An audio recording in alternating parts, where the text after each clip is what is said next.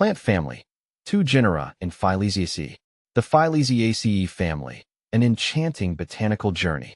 The Philesiaceae family, though relatively small in size, is one of the most intriguing and captivating plant families I've encountered in my plant journey.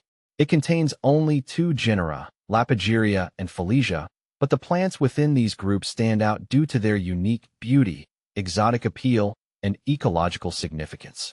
While not as commonly grown as some other plants, they have a special place in the hearts of collectors like me, who appreciate their rarity and the challenges that come with cultivating them. Understanding the Philesiaceae family. The Philesiaceae family is native to the temperate rainforests of South America, particularly in Chile. The family is part of the Liliaceae order, a group that also contains some of our most beloved garden plants, such as lilies and tulips. However, the Philesiaceae members have their distinct charm. The plants in this family thrive in cool, moist, and shaded environments, making them excellent for shaded gardens or indoor cultivation under specific conditions. I have always been fascinated by the adaptability of these plants to their environment. Their natural habitat, the Valdivian temperate rainforest, is known for its high humidity, mild temperatures, and abundant rainfall. These conditions provide the perfect backdrop for the Philesiaceae family to flourish, and replicating such an environment is key to successfully growing these plants at home.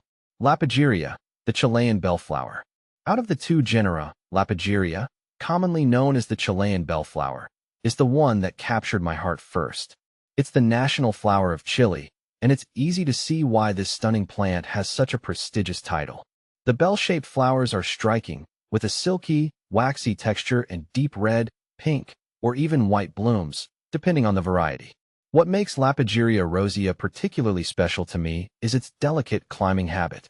As a vine, it slowly twines around trellises or any support structure you provide.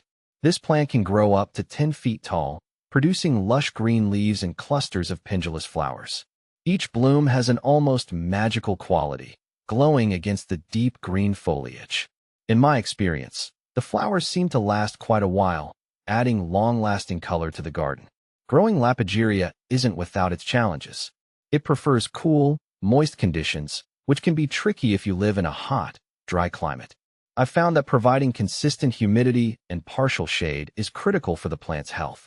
Additionally, they require acidic soil, so incorporating materials like peat or pine needles helps maintain the right pH balance. Philesiaceae, the hidden gem.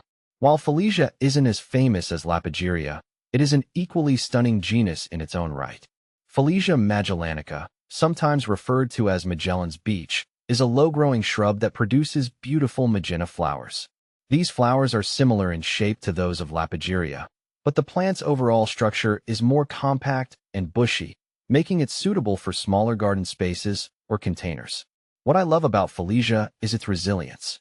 It tolerates cooler temperatures and can thrive in conditions that might challenge other tropical or subtropical plants. Like its relative Lapageria, Philesiaceae prefers moist, acidic soil, and I've noticed that it benefits from a mulch layer to help retain soil moisture and protect its roots from temperature extremes.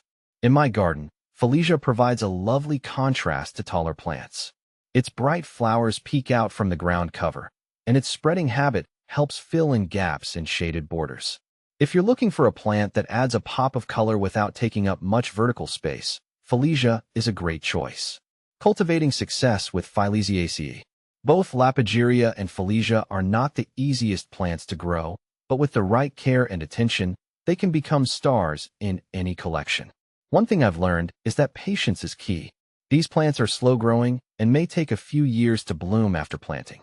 However, once established, they reward you with a spectacular display of flowers year after year. The most important aspects of caring for Philesiaceae plants include maintaining proper humidity, ensuring they have the right type of soil, and avoiding direct sunlight. Both plants thrive in filtered light or partial shade, and they appreciate consistently moist soil.